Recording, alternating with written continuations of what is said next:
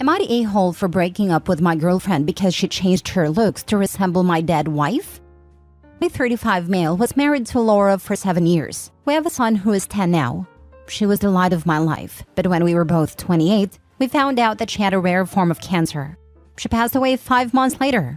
This crushed me, and I was left drowning in my grief for a long time afterwards.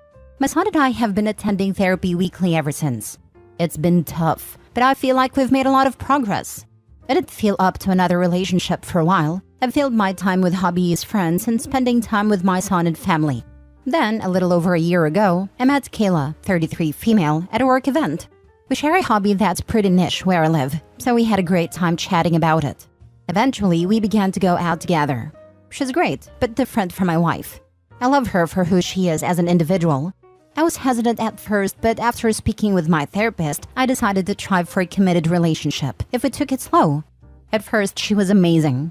I told her about my past and that my son comes first even before our first official date. She was very compassionate and understanding about everything. After a few months of smooth sailing, I decided to introduce her to my son, and they got along great as well. For the first time after Laura's death, I could start to see a possible future with someone else. Everything started to go downhill around 4 months ago.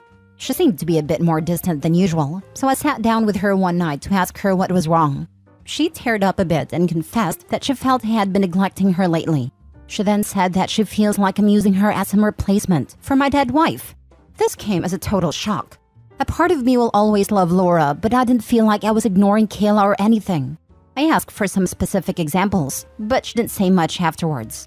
I felt guilty that I had made her upset, so I ended up apologizing and arranged for us to have a few more date nights, and she seemed happy again. Then a couple weeks later, she had to go to a cousin's wedding. I couldn't attend because of work, but she was only gone for a day. When she got back, I asked for some pictures, but she said there hadn't been any of her. I thought it was a bit strange, but didn't pry. Then, the next day, a coworker of mine showed me one of the private page on Facebook. I was shocked to see an expensive pair of my wife's earrings in Kayla. In my son's room, there is a small cupboard with pictures of him and his mom, letters from her, and some of her prized jewelry. I checked it as soon as I came home, and the earrings were returned to the cupboard but in a different spot. I confronted her, and she got mad, yelling at me for assuming she'd be so careless as to lose or damage the earrings. I told her I was just hurt she'd go behind my back and take something with sentimental value, even if they were beautiful. She eventually broke down and apologized, and after a serious talk about boundaries, we moved on. Things improved for a while before her strange behavior started. It began with her changing her hair color to match my wife's. My wife had naturally light blonde hair that a lot of women dye their hair to today, so while I thought it was strange, I wrote it off as a beauty choice. Then she began regularly straightening her hair. She has wavy hair, and my wife's hair was pinned straight. She also started to change her clothes to be more like my wife's, or at least the one she's seen in pictures. She also had her ears double pierced and got a cartilage piercing like my wife. This was all incredibly unnerving, but she just said I was crazy. I'd asked my family and they said I was nuts too, so I ignored it. Then she brought up having my son call her Mama.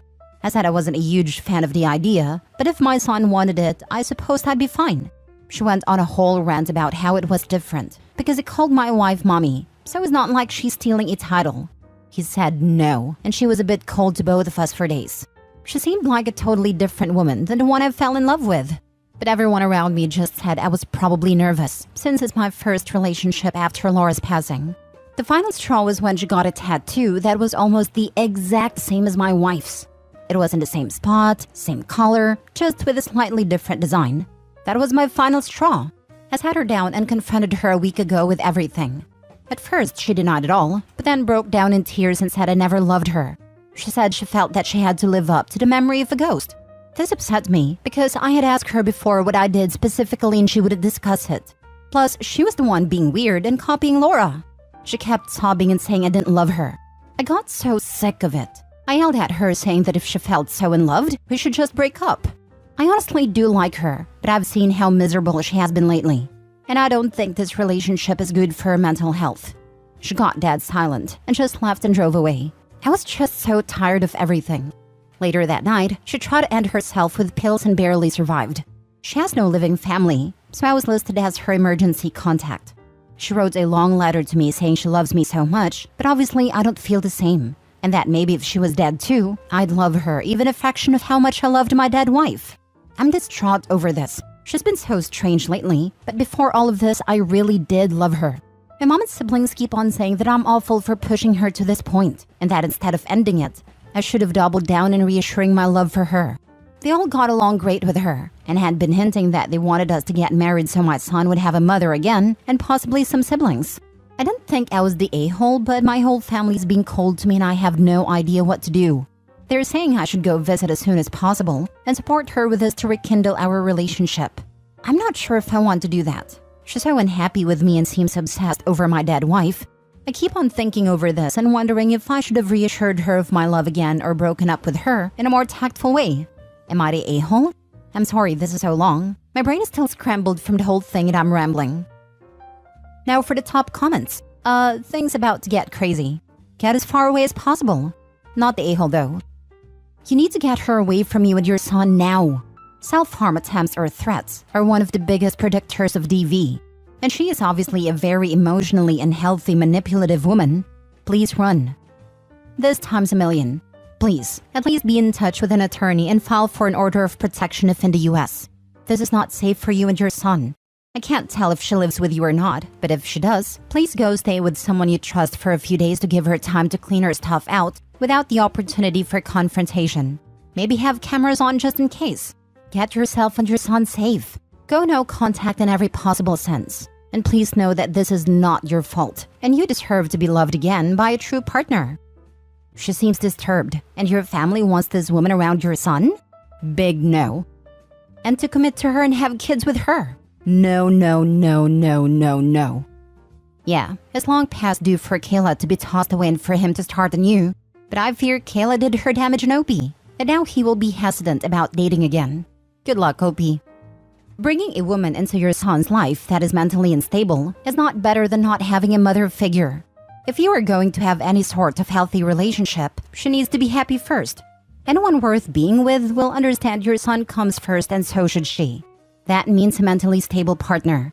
If not, it's not going to work. Next story. Am I the a-hole for allowing my wife to cook for 7 hours by herself to prove a point? My wife is a neurologist. Once a month, we have a tradition where we and 4 other families we are friends with from her work gather in our houses for dinner.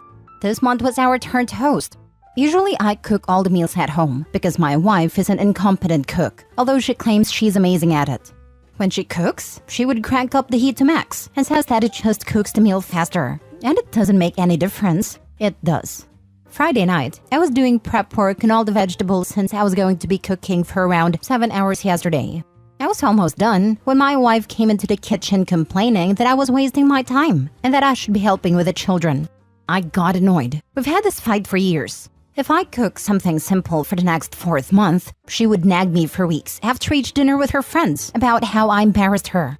This time, I wasn't in the mood for fighting, so I wrote out the entire menu with a schedule of when each dish had to be cooked. The menu is traditional homemade bread, 4 dips, roast aubergine, roasted bell peppers, cream and mushrooms, sour cream and caramelized onions, 2 platters of cured meats, and sausages for the appetizers. For the main course, there was lasagna and chicken skewers with an Indian marinade with 2 salads, green salad and cabbage and carrots. For dessert, there was a New York cheesecake and a lemon tart with Swiss meringue. There are 2 options for each, because one of the husbands is lactose intolerant, and we will seem cheap if we only had one option. My wife's words. When I was done, I called my parents and had them fake an emergency. Yesterday they called and said that a pipe burst and wanted my help. Since my wife is competent and can do everything by herself, I took the kids with me to fix the pipe and let her cook. I spent the day resting while pretending to fix the pipe, and my parents were playing with the kids. An hour and a half before dinner time, I took the kids home so we can shower and prepare. As I mentioned, my wife did a horrible job. Either the food was raw, burnt, or a combination of both. Her friends probably went to McDonald's after that dinner because we have a lot of scraps left. Now she's singing a different song and saying that I abandoned her when I was the one that knows how to cook and she doesn't, and blames me for the whole fiasco. I still haven't told her the truth, and I'm not planning to actually. That is why I made this new account. But I wanted to know if I was the idiot in the situation because she still hasn't learned her lesson and still blames me. When I don't do everything she wants, I'm the bad guy. But if I let her do things how she wants them, I'm still the bad guy. Sounds like you at least learned that you're always gonna be the bad guy. Now, it's time for you to figure out if you want to continue living that way and what to do about it. Not the a-hole for what you did as everyone reaches a breaking point. She's still blaming Opie, so I doubt whether she's actually learned anything. Especially since she's a surgeon and is supposed to be smart. Oh, she knows. She's not dumb. She's prideful and won't admit it. She just looks stupid and abusive at this point. So no matter what you do, you're in the wrong. Sounds exhausting AF. Not the a-hole. Agreed. OP's getting close to that last straw that breaks the camel's back when his wife is blaming him for all of her problems. Honestly, sounds like my parents' relationship. My dad is always wrong no matter what he does. I didn't appreciate what my husband did. I learned after the divorce. Some people don't see the wrong till it has ended. It's a big thing for you to admit. Well done on a self-reflection. Damn, major props to you for maturity and growth. I have read literally thousands of post-divorce stories, and everyone's seen this expressed. Last story. Am I the a-hole because I won't gift my grandmother's wedding set to my stepson, even though I don't have children? My sister, 56 female, and I, 58 female, each inherited our grandmother's wedding bands. I got mine from our maternal grandmother, and my sister got her set from our paternal grandmother. Obviously, the idea when we were young was to pass it down to our children. Well, my sister had a daughter in her late 20s, and I found out that my fallopian tubes did not form quite right, and I just never could get pregnant. But then my sister got pregnant again 10 years later, and I was relieved it was a little girl. A few months later, we agreed that when she grew up, she would get the other set. The oldest niece, 28 female, has the set from the father's side, and the youngest 18 female is young, so I'm still holding on to them. Not really relevant to the story, but my first husband left because he wanted kids. I have since married a wonderful man, 60 male, who has a son, 27 male, and I don't know if this is relevant, but he is an only child and so is my husband. My husband's parents died a decade ago or so he has really become attached to my family. My stepson's mother has a large Italian family, so he has a lot of cousins. Anyway, he is getting ready to graduate grad school next year and has a girlfriend that he wants to marry. His own maternal grandmother has offered her set to him if he wanted them, which, to be honest, I thought was really generous and sweet of her. He didn't like the style and declined, but he has now asked if I would give him my grandmother's set. Here's the kicker. His reasoning is that my niece, who is intended to receive it, is asexual. I tried to gently and reasonably explain that it didn't matter what she does with it. They belong to her. She may very well want them for a wholly different reason. He said that there isn't a better reason than a marriage, since that is what they were made for, and that she made sure that isn't in her future. I, maybe stupidly, suggested maybe she would want a ceremony to commit to her own well-being and health and happiness. And he got real awful about her marrying her cat. I told him I'm sorry, but they are family heirlooms from my side of the family to be passed through my side of the family. He got snippy about it, saying, I guess I'm not your side of the family. At which point my husband said that this hurt his feelings since he thought I considered his son part of my family.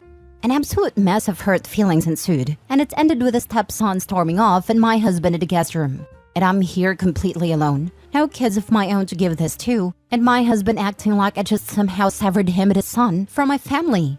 And here's the thing, I don't care if my niece is ace, and if she is for her life, or if she explores romantic and personal relations of whatever nature. Enthusiastic consenting adults is my only caveat. She is under no obligation to find an intimate partner of any gender, and certainly doesn't owe anyone children. She is 18 years old, for Christ's sake. She may very well decide to share it with a platonic life partner, or she might do what my sister and I did and agree with her sister to pass it down through her children, which ironically the oldest niece has 2 baby girls, 3 and 4. But somehow I'm the a-hole? I mean, am I? Sorry if this is rambling and emotional, or if it's confusing. I should probably wait to write later, but I've spent the last hour crying and needed to vent. Edit? I'm sorry, my husband did not ever ask me to give his son the rings. When Sam, his son, made a comment about guessing he's not on my side of the family, my husband got upset, and things got derailed because his feelings got hurt, and the argument turned into me being an a-hole for saying his son isn't on my side of the family. From my husband's point of view, I think it's because my family's the only family he has aside of Sam, so if it seems like I cut Sam out, then that leaves him without anyone outside of my family? I don't know. I don't think my husband will not support me with the rings tomorrow. Things just got complicated and ugly and hurt with the whole part of the family thing. Not the a-hole. Before your husband and stepson entered your life, you pledged to pass your rings on to your niece. It doesn't matter what her Reality is, they effectively belong to her, and you do not have the right to give her belongings to someone else. Only if you had no plans for the rings would your stepson be able to ask. It has nothing to do with whether he is part of the family. It's to do with honoring a promise. What makes your stepson even more of an entitled a-hole is his rejection of the rings he was already offered is not good enough. Exactly. How hurt must his own grandmother have been to have him reject a wedding set that was good enough for her? Not the a-hole. Your stepson just wants the nicest ring he can get for free. His own grandmother offered him her ring, but he wants the one from your grandmother because he or his girlfriend likes that one better. You have already promised the ring to your niece, and I think it is important to honor your word here. Agreed. Your stepson is a greedy, yucky person. Also, a promise is a promise. And the fact that the niece is A's is none of stepson's freaking business.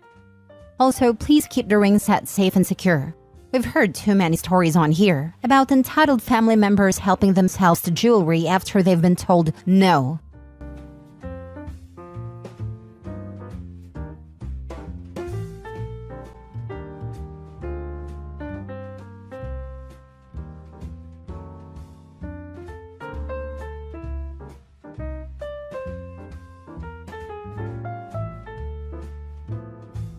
Update. My husband wants me to be a mother to his affair child. Original post. I, 29 female, and my husband, 44 male, have been together for 5 years and married for 2. I met him at a church I started going to when I moved cities to start my career. I work for an insurance company and he's a pastor. I know that we have a notable age gap, but he was always kind to me and made me feel special. Anyhow, a week ago he came home and told me we needed to talk. He told me through tears that he had been having an affair with one of our community members, 34 female, and that she had been pregnant with twins. She had gone into labor, but she and one of the twins died and the other is in the NICU. He said we needed to step up and that he wants me to turn my office into a nursery and set up a cot in the room so we can take turns. I became distressed and told him I wanted some time to think, that I was not sure I wanted to do this. He told me that I had made a vow to him in marriage and that God had blessed us with a child. That this is our cross to bear and that God will never give us something we cannot handle. I told him that it seemed God had given her more than she could handle because she had died. I know I should not have, but I was not thinking correctly. And he slapped me and told me that I needed to serve my husband, that God had chosen me as this child's mother and I needed to be his humble servant. I just feel so strange. Yesterday, I cried so hard I threw up. This woman died, yet I feel bad for myself. I feel so ugly. I wanted children and was saving for IVF because I'm infertile. But now that I have a chance to have a child, I do not want it. I feel like I'd be robbing its mother's grave. I pray to God, but if I'm being honest, it has never felt like anyone was ever listening. I feel like I have truly seen my husband, who looks his age and very tired. I want to abandon him and a child. I'm only 29. I can start over. I have a remote job. I can take a day off when he goes to the NICU, pack my essentials and leave. Neither him nor the child deserve this, and although this is my circus, that is not my monkey. Now for the top advice before reading the updates. The only thing that is not a huge red flag in all of this is you realizing that is not your monkey. He chose to be unfaithful, and from that he expects you to ultimately raise another woman's child? No way. If this is all true, there is only one thing you should do. Run. OP's husband also preaches about the vows she made, but what about him? I'm sure there's something about infidelity in there. Such a freaking hypocrite. If the affair partner hadn't died, did he even plan to tell OP about his second family? To top it all off, he physically abuses her. OP, run from this POS. You know what you need to do and what you want to do. Take a deep breath and run. He's manipulating you with your religion. Don't let him do this. Do not let him take this away. I'm gonna guess that this pastor who beats his wife skipped over the vows about monogamy and faithfulness. I hope she lets the rest of his congregation know what he did before she leaves. Otherwise, he'll probably spread horrendous lies about her deserting him. It sounds like he's kind of preying on his congregation, to be honest. He has already slept with at least 2 of the women, both at least 10 years younger than him, and OP's still fairly new. I wonder how often he does stuff like this to vulnerable women, because I highly doubt this was the only second time. Girl, you better love yourself to leave. That's the hard part. I always have felt like I was never on anyone's radar and just being their back burner. It made me feel special and loved, but this last week I feel like I've seen past that. Although I was old enough to decide to be an age gap relationship, I feel like he had no business with being someone my age. I'm 29 now, and I would feel wrong being with someone 24. I spent my whole life accepting second best, and now that one person who put me first has now put me last, I feel like I just see it all now. I feel used. Queen, you are 29 years old, with your whole life ahead of you. Not a person in this thread is wondering how he got this desperate man. They're all wondering how he got a catch like you. Forget being on someone else's radar. You are steering your own ship and have your own radar. You don't need to be on a back burner. You are your own fire. You have a career. You had the strength to move once and build a life. You can do anything. Just make sure it's the right thing for you, not someone else disguising their own sins are yours. Now for the first update. I just want to thank you all for the support. I'm still processing this all, and I just need a little time. I don't feel unsafe, just in love, just not enough. My husband did apologize for slapping me and continues to express regret. But he can't take it back, just as he cannot take back impregnating another woman, which ultimately killed her. I'm just feeling so disillusioned with my whole life right now. I know I should leave. I know that there is a world out there that will not treat me like this, but I'm scared of change. I'm working on a plan to leave and getting my ducks in a row for when I'm ready to go, but I am not sure when I would leave if I choose to.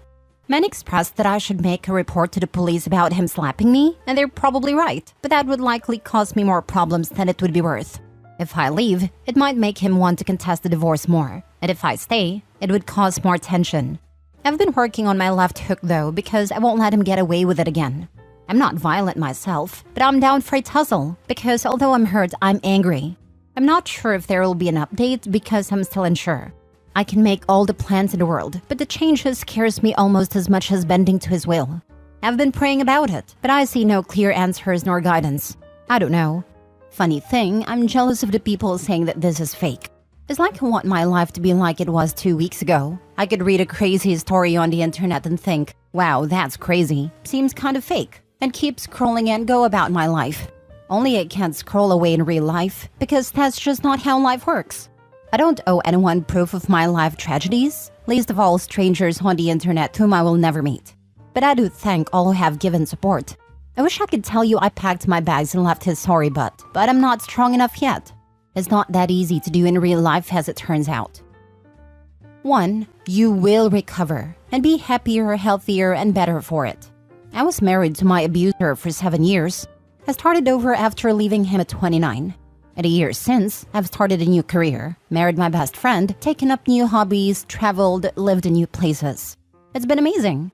The journey of freedom and fulfillment and happiness where you're not trapped in an unhealthy and happy marriage with a horrible human being is the best gift you can give yourself, and the whole world opens up to you. 2. He doesn't value you. He values the image and stability you create for him. He's trying to gaslight you into staying so he can save face and create the illusion that you accepted his actions. He is trying to use you to care for the product of his affair and to excuse his actions with the church. 3. He has already physically harmed you by assault and endangered you for the entire length of any affair he has ever had. You need to get tested now and again in about 6 months. 4. Physical abuse only ever escalates. I was married to an abuser, and every time he hurt me, I blamed myself, excused his behavior, accepted his pathetic, whiny BS apologies, and allowed the cycle to continue. He will not change. This will not be his only affair, and it will not be the only time he hits you. If you agree to stay, he's going to leave you at home with a baby and go find new affair partners and abuse you when you question him, confront him, or threaten to leave, at which point he will also use the baby as leverage. Please do not give him the opportunity to do these things. 5. Move out. Take the stuff that matters to you and go start over. Family or friend you've been meaning to visit? That's a great destination to start with. 6. He's a bad person. Full stop. He is an abuser. Do not allow him to cajole or convince otherwise. He is physically and sexually and emotionally abusive. He is a cheater and had no intentions to stop. He had every intention of keeping both of you for as long as possible. Think about that. He didn't come clean when she got pregnant. She got far enough along for viable babies, and he's trying to get you to raise them. He never intended to give up either of you. That behavior will not change.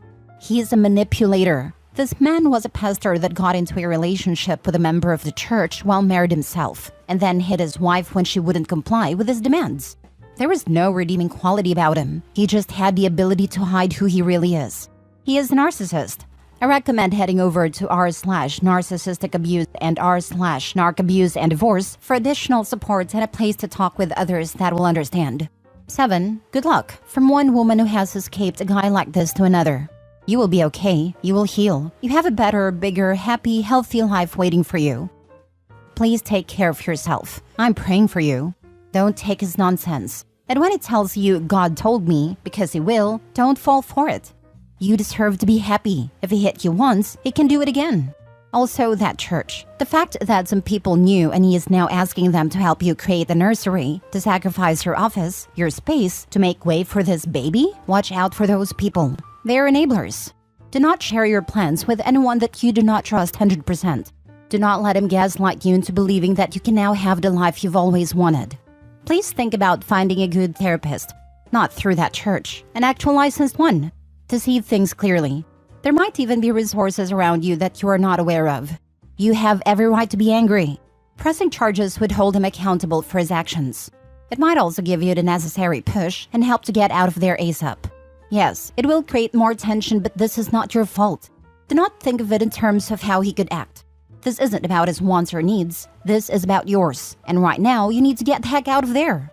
Please understand that change is good. Change in itself is an act of faith. It's about letting go of your control to see what could be out there. Bending to his will, as he so eloquently said, is simply giving up everything that makes you you. And you are worth more than this BS. I'm praying for you. I'm rooting for you. The longer you stay, the more he will wear you down. He has lied and manipulated you. He has physically harmed you. That is not going to change. Change is definitely scary, but being abused is scarier. You need to leave that house. Now for the final update 8 months later. I left. If that's all you wanted to know, there it is. For those of you who are asking how the other woman died, I get it. I invited you into my business. It was an amniotic fluid embolism. I don't know much about those, but I guess when they happen, things go wrong really, really fast. We lived in a more rural area, so they just weren't ready for something like that to happen. I didn't leave right away, as I know now that I should have. It just wasn't that easy. I stayed for 2 months. I knew if I did not at least try to make it work, I would not be able to live with it. Not because I wanted to save my marriage, but because what ifs keep me up at night enough as is. I went to marriage counseling with my husband, but it was ultimately fruitless. Of course, it was Christian counseling. I felt like their goal was for me to forgive him, rather than actually trying to help me. I was so utterly alone during that time. My parents and brother are also very religious, so even though they weren't happy with my husband, they kept urging me to do what a good Christian wife would do. I spent so much time suffering in my own head that I began to realize that I was just going through the motions, doing what I thought people expected of me. I entered a state of derealization for a time, and that was absolutely confusing. The feeling of nothing being real, not even myself, was horrible. During this period, my husband brought his baby home, and while he tried to split the cares 50-50 at first, he ultimately didn't trust me to look after the baby because I was lost in space. So he ended up being the primary provider. When I was with the baby, all I could think about was how its existence ruined my life. It would look at me with big blue eyes, and I would just wish it would disappear. I would actively spend time resenting a baby. There was a time when I was thinking to myself and wished it would stop breathing. That was when I knew that I needed to leave. I was blaming a baby and wishing ill upon it, and that was not okay to do. I don't remember much about this time besides that. It's mostly a blur otherwise. I sought services through my work to talk to a therapist, and I eventually came back to Earth. She helped me make a plan. At no point did I fear my husband. I truly believed his slap was a one-off event. However, screw him. He doesn't deserve closure. So on a night he had a long Bible study, and he always took his baby with him because he didn't trust me, I packed my essentials and dipped. I met him pretty quickly after college, so I did not have much to take as far as furnishings. I fit everything I wanted in 3 suitcases and 4 moving boxes. It all fit into my SUV after some mediocre Tetris skills. I was able to change my phone number online before I left, but I did leave the divorce papers under his pillow with my lawyer's contact info. Kind of like the tooth fairy, but for a-holes. I was the breadwinner, and in my state, we were not married long enough for me to pay spousal maintenance. At least that is what my lawyer said. I own my vehicle outright. We had our own bank accounts and a shared expenses account. We filed taxes separately, and the church owns the house. He's being an a-hole about it all, but I'm hoping it should be done soon. I got a decent apartment in a city a few hundred miles away. I've never lived in a city this big before. Everything is so expensive, but besides that, I like it. I found a new therapist, met some new friends, and found a new church with loving people. I still have my days, but for the most part, I'm content. I think it will always hurt on some level, but I'm working on taking my power back. I turn 30 next month, and I am hopeful it will be the start of my best decade yet. Good. You deserve better. Good luck. God, I'm so sorry, but happy that you're in a safe place. You did well for yourself and your mental health. None of this is your fault. It's all his. Happy you're healthy. I hope you stay happy. Nobody needs to raise a child of their partner's affair. You did the right thing for you. I knew a lady who did it, but it's very rare.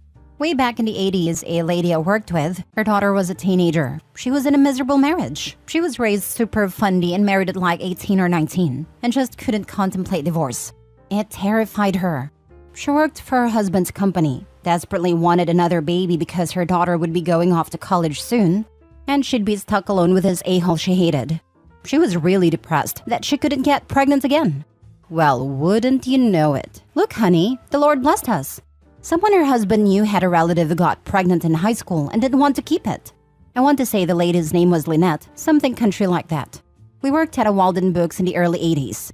Lynette and her teen daughter fell in love with that baby boy, and Lynette ended up kicking the hubs to the curb and keeping the baby. A sweet story. But screw OP's husband. And OP, is not your fault you resented that baby. Good on you for recognizing it and leaving. You deserve a good life. You said you think it'll always hurt on some level. It won't. It just won't. I don't know how to explain how you go from loving someone to loving them, not liking them, but loving them anyway, to just apathy. Just nothing. It's like the world reabsorbs that love. It just evaporates. And it is gone and no longer the burden that loving a narcissist truly is. Look, I just read all your story and it's horrible. I'm sorry you've been through this hurtful ordeal, but thankful to be on the outside now. I know that better days are ahead. Your ex? That dude has zero capacity for love. Zero. He used his baby to try to manipulate you. Score that on a parent report card. He's trash. Be thankful that love evaporates. He doesn't deserve it, and neither do you. I wish you the very best. You'll be fine.